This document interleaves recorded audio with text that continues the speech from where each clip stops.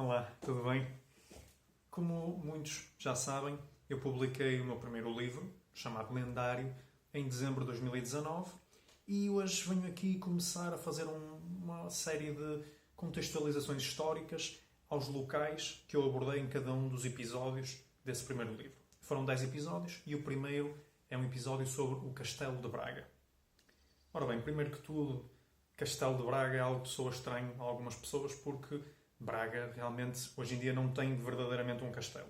Mas durante uma enorme porção da história de Braga, onde agora, à volta de onde está agora a Torre de Homenagem, que era a Torre de Homenagem do Castelo de Braga, tínhamos então, como parte da estrutura defensiva no lado leste da cidade, um castelo. Um castelo que foi mandado construir por Dom Dinis, portanto, no século XIII. O Castelo de Braga acaba por ser interessante de contextualizar a nível histórico, primeiro que tudo porque o reinado de Dom Dinis é um reinado de maior estabilidade a nível de fronteiras. Pela primeira vez estão relativamente definidas as fronteiras continentais de Portugal, mas ao mesmo tempo é um reinado ainda muito atribulado.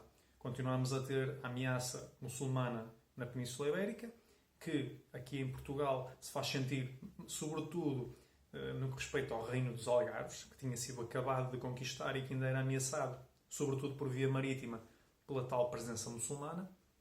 E depois temos o contexto das próprias adversidades com Castela, o reino mais próximo de Portugal, e um reino com o qual Portugal tem uma relação dúplice, uma relação muitas vezes diplomática positiva e outras vezes também devido à relação entre as cortes, a casamentos entre vários membros das cortes, acaba por haver questões sucessórias. E uma dessas questões sucessórias acaba por ser muito interessante logo a seguir à construção do Castelo de Braga. Nomeadamente, dá-se a Primeira Guerra Fernandina, no reinado de Dom Fernando, de Portugal. Em 1370, leva essa mesma guerra a uma invasão da cidade de Braga. E, nesse contexto, já tínhamos o Castelo de Braga, mas, de facto, a muralha de Braga tinha estado, desde o século XII, em permanente construção e reconstrução. Não foi suficiente para impedir que a cidade fosse invadida de forma perfeitamente acessível pelas forças castelhanas, que responderam a uma invasão inicial da Galiza por parte de Dom Fernando. Isto porque Dom Fernando seria, pelo menos de acordo com as regras sucessórias, o herdeiro legítimo da corte de Castela após a morte de Dom Pedro. Só que o meio-irmão de Dom Pedro, que era filho legítimo do anterior rei, reclamou para si o trono, como já vinha fazendo durante o próprio reinado de Dom Pedro, e acabou por causar então esta tensão, esta guerra. Neste contexto, é interessante pensar um pouco qual foi a função do Castelo de Braga durante esta invasão. Isto agora não estamos a falar a nível histórico, mas sim a nível de qual seria a função de uma torre de homenagem, de um castelo, neste contexto.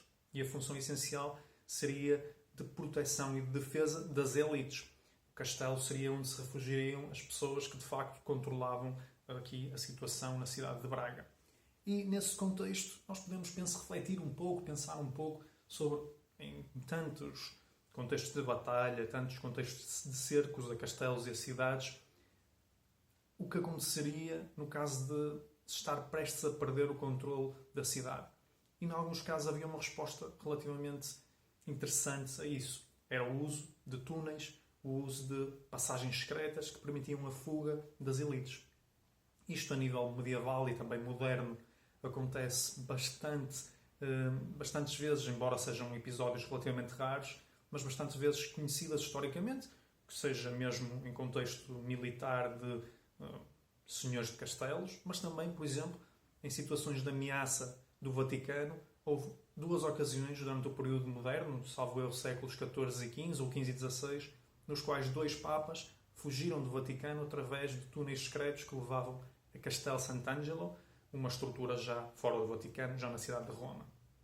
Isto é apenas um exemplo, mas haveria muitos mais a considerar. Existem quase todos os castelos pontos mais frágeis. Temos, por exemplo, a questão da porta secundária, muitas vezes do lado contrário da porta principal de um castelo, que era uma porta muito mais pequena e conhecida como a porta da traição, sobretudo porque era realmente usada para atraiçoar o castelo. Fosse através da própria fuga das elites do castelo por aí, fosse através do uso de algum traidor que estivesse infiltrado no castelo para abrir essa porta e permitir a entrada das forças inimigas. Por outro lado, também consta que a forma da entrada para o castelo às vezes eram as latrinas, as cloacas, que eram usadas para escoar a porcaria que era produzida no castelo e que alguns soldados com mais sentido de aventura e mais força de espírito usavam para entrar no castelo e entram aí a abrir outros acessos, como a Porta de Traição. Mas, além disso, vemos o caso dos Papas e há outros exemplos do uso de reais túneis, de reais passagens secretas. E é um pouco nisso que eu me resguardei para criar, para, obviamente, sair destas coincidências e inventar aqui uma passagem secreta que levaria, pelo menos teoricamente, as elites que estivessem protegidas e resguardadas na Torre de Menagem para fora da cidade de Braga para a salvação. No entanto, eu quis ir um passo mais além. Quis que, teoricamente, fosse esse o propósito dessa passagem secreta, mas na realidade isso era apenas um engodo. Era para levar as forças invasoras a quando realmente invadissem o último bastião defensivo da cidade, que seria então o Castelo de Braga e correspondente Torre de Menagem, eles chegassem a uma passagem secreta, que pensassem que seria por onde tinham fugido as elites, para apenas encontrarem uma sucessão de armadilhas. E é assim que nasce aquilo que é o ponto central da história no primeiro episódio do lendário, que é o Castelo de Braga e a sua passagem secreta e armadilhada, que leva a mais outros segredos e interesses que terão de ler para conhecer. Esta pequena sucessão de explicações e contextualizações históricas vai continuar com o capítulo 2, o episódio da Citânia de Briteiros, e espero que estejam aqui para continuar a ouvir e a saber um bocadinho mais sobre as origens do lendário. Obrigado.